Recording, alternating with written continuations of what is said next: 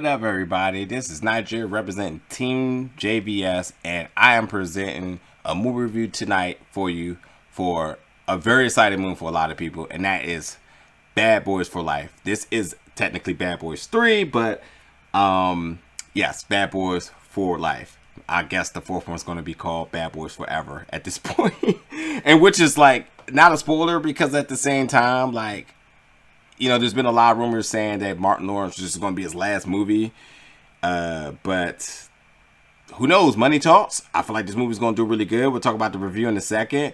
IMDb also has Bad Boy 4 in pre-production, so we'll see. But yes, the third movie, Bad Boys for Life, takes Detective Mike Lowry, and Detective Marcus Bennett back to Miami. But this time, Marcus is ready to hang it up. Mike is still he's fully committed to this detective life.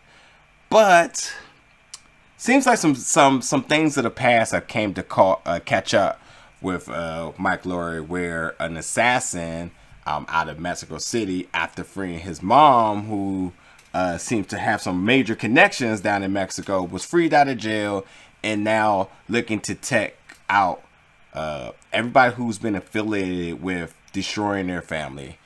So it takes us on this really fun adventure throughout Miami and in Mexico City, with a lot of action, a lot of comedy, very Fast and the Furious-ish, with like the chase scenes and just the dramatics and so forth.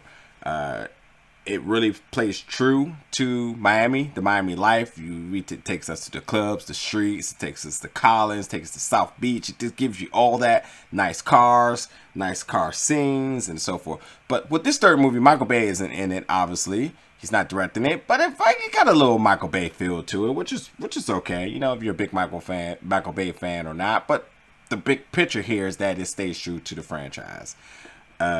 And I'm cool with that, with some of the low shots, the slow motion, all that other good stuff. But, you know, Will Smith and Martin Lawrence, it is truly great to see them back on the screen together. These two were so loved in the first two, and the fact that all the politician, to get them back, the fans wanting it, you know, getting them both to sign back on, to getting the green light to making this all happen, to get to this point to actually see it, it's so surreal, and it's just so worth it because those two are absolutely amazing.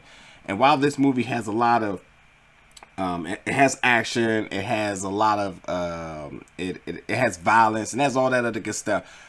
The comedy really keeps this movie really grounded. And what I mean by that is that it's fun. It's fun. You know, even when you want to kind of get emotionally invested and you want it to turn into that big bag action movie, it still reminds you, like, have fun. This movie isn't supposed to be taken as like a form of realism. It's just supposed to be a fun ride, much like Fast and the Furious, and you just go with it. And it does a really good job with it. I've said it in my review on Big Gold Belt that, you know, I'm pretty sure that Vin Diesel is looking at this movie like, okay, I got ideas for the future. Hell, at this point, I wouldn't mind having a crossover between these two of these movies because they do have a lot of parallels with how this movie was done. But outside of that, you know, I expect to see a lot. I can see a lot of different things coming from this movie because they have a new young nucleus, AMO as they are called. AMO stands for something of Miami. I don't know. It stands for like another division that works throughout, solving crimes in Miami, whatever it may be. But as a young new nucleus with some good notable names, Charles Melton, Vanessa Hudson is in it. Alexander Ludwig was in it. So there's just some promise of how this can move in the future. And I think fans will be like really excited about the possibilities of what may be able to come. But as far as this movie too, like, I felt like every joke landed. The action was good, and with Michael Bay, who tends to go overboard with things, this movie kind of reeled it back and kind of made it, you know, pseudo real in it. You know, like not like the overly the top Power Rangers effects, like Underground 4, whatever it's called on Netflix, but it kind of brings you back down to like a normal state of like that this kind of makes sense, you know, even though it may not be real. And it, you know, even when you want to think things are real, the jokes and everything brings you back down to understand that, like, hey, this is just a fun movie. Have fun with it. Other than that, I think there's just a lot of just great funny scenes that you're just really gonna remember. And I think this movie's gonna do good. I mean, to be honest, if this movie wasn't coming out at the end of this week, if this movie was in the summer, this will easily be a blockbuster, because a summer blockbuster, because it just was just that fun.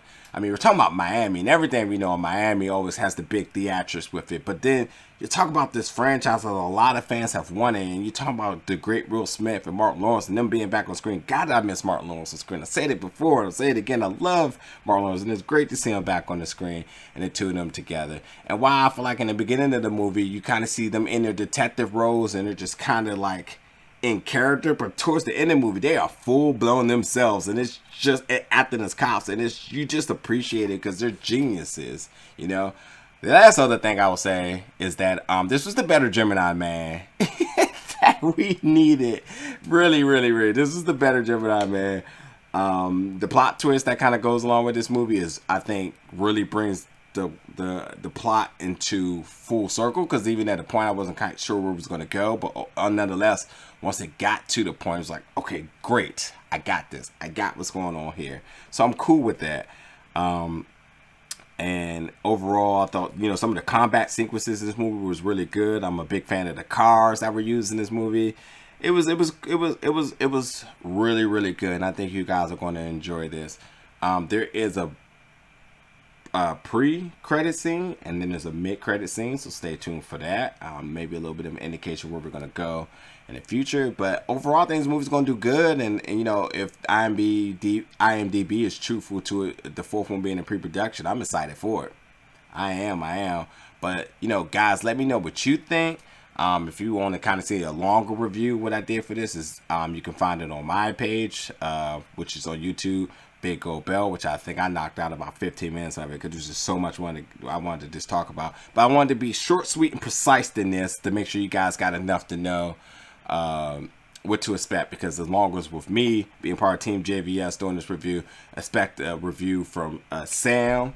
Once he goes to go see it, I got to see it a little bit before him, and you know, put together your own opinion what you think this movie is going to be, because overall I had a lot of fun with this movie. I went into this movie happy about the nostalgic, low expectation. I left the movie with like, God, was that great, very happy, gotta see it again.